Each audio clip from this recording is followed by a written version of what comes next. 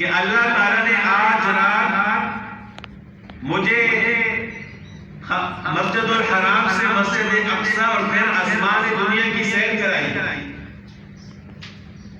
تو لوگوں نے حیران ہو کر پوچھا کہ پھر آپ صبح ہمارے درمیان موجود بھی ہیں؟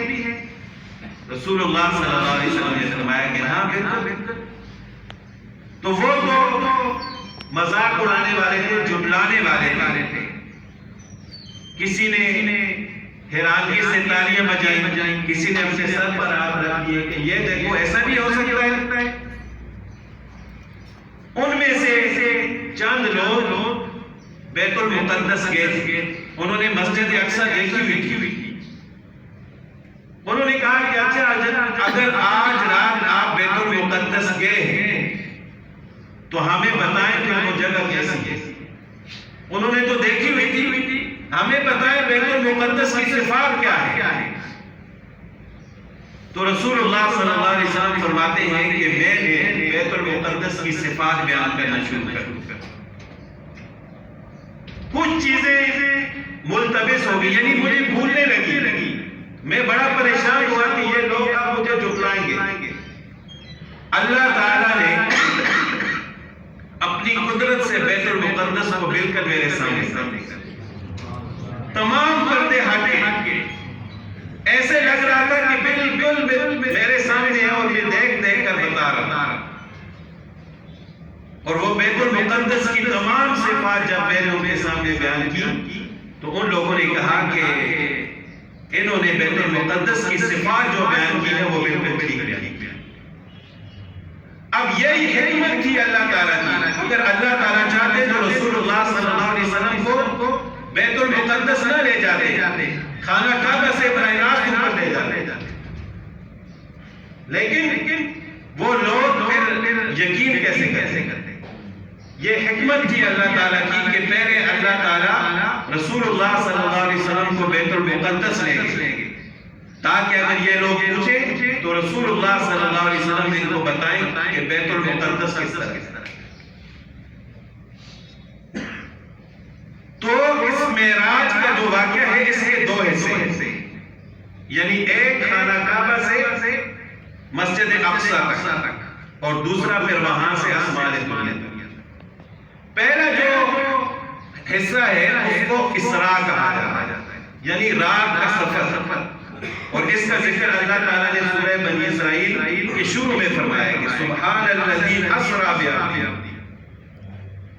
کہ پاک ہے وہ ذات جس نے اپنے بندے کو سیر کرائی لیلاً، رات کے تھوڑے سے حصے میں، پوری رات نہیں، رات کے تھوڑے سے حصے میں، من المسجد الحرام الى المسجد الاقصی، مسجد حرام سے مسجد اقصی تک، الذی بارکنا حولہ، وہ مسجد اقصی جس کے ارد گرد ہم نے برکت رکھی، لنریہ من آیاتنا، تاکہ ہم اپنے اس بندے کو اپنی نشانیاں دکھائیں.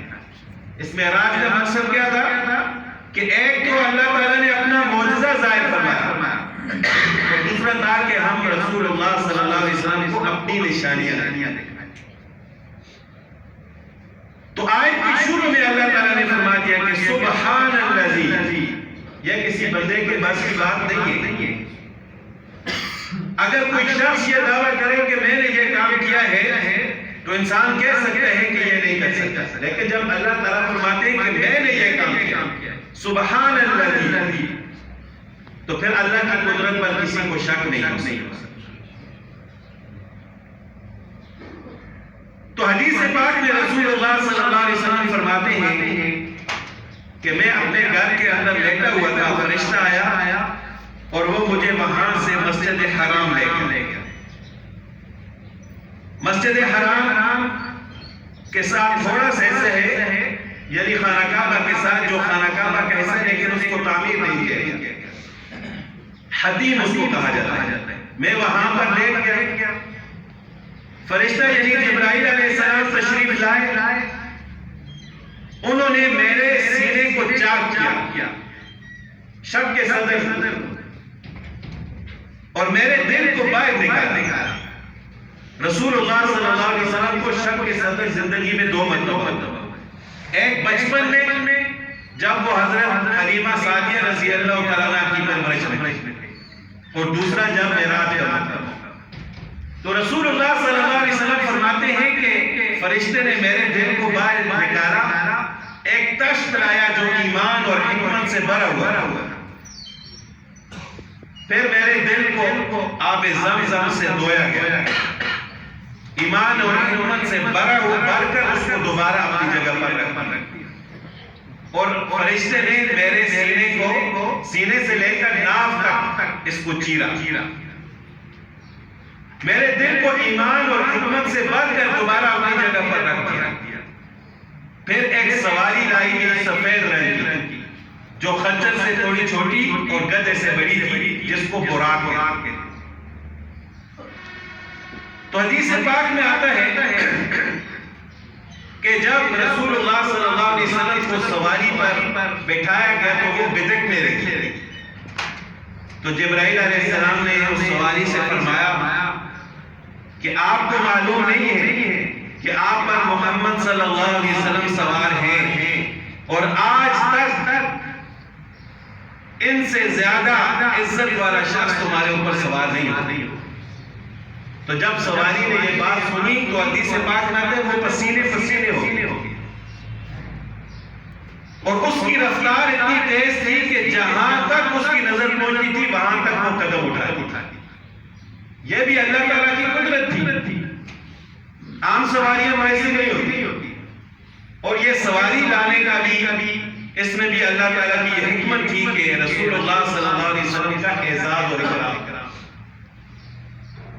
ورنہ اللہ تعالیٰ اپنی قدرت سے چاہتے تو بغیر سواری کے لے جاتے۔ تو اس سواری پر سوار ہو کر رسول اللہ صلی اللہ علیہ وسلم بیت المقدس تک پہنچے، اپنی سواری کو اس اونٹے کے ساتھ باندھا جس کے ساتھ انبیاء علیہ السلام اپنی سواریاں باندھیں۔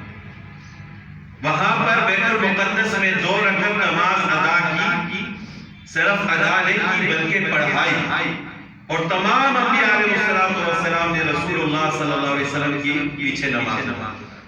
اسی وجہ سے آپ علیہ السلام کو امام الانبیاء کہا جاتا ہے۔